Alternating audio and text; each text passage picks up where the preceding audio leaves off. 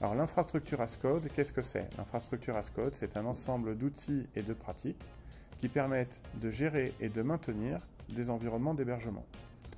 Par exemple, ça revient à programmer des robots qui vont gérer pour nous un certain nombre d'environnements d'hébergement.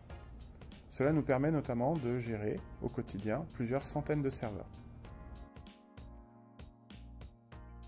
Alors, l'infrastructure as code nous facilite l'accès au PRA. En réalité, grâce au code qui a été écrit pour l'infrastructure as code, cela nous permet de redéployer des environnements qui sont ISO et conformes à l'environnement de production d'origine. Couplez cela avec les sauvegardes qui ont été faites précédemment, et vous pouvez restaurer des environnements de production complets en quelques dizaines de minutes ou quelques heures pour les environnements les plus gros. Il est donc facile d'obtenir un PRA grâce au couplage de l'infrastructure as code avec des sauvegardes bien faites.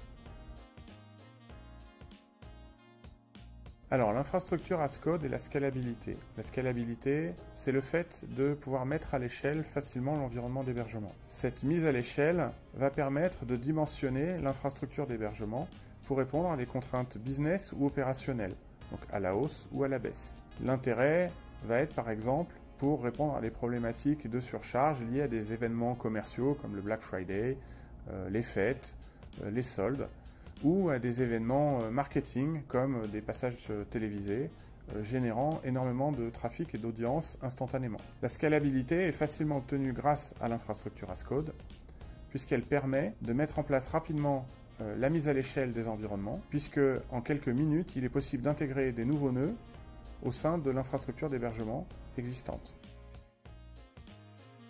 Alors en conclusion, l'infrastructure as code nous permet d'augmenter la résilience de nos environnements de production puisque nous pouvons rapidement recréer un environnement ISO avec la production grâce à l'exécution du code. D'autre part, cela permet aussi de réduire les risques d'erreur puisque l'infrastructure as code aura été testée préalablement sur des environnements jetables pour éliminer tous les risques d'erreurs de configuration. Cela nous donne aussi accès à une scalabilité facilitée. Il y a donc plusieurs façons de faire de l'infrastructure as code, plusieurs outils. On peut aussi bien en faire sur du bare metal, sur des machines virtuelles ou grâce à des services fournis par des fournisseurs d'infrastructures as a service. Pour conclure, l'infrastructure as code demande un investissement, puisqu'il y a une courbe d'apprentissage suivant les outils et les solutions qui sont utilisés, mais le retour sur investissement est facile à obtenir et rapide à obtenir. Alors n'hésitez pas, lancez-vous.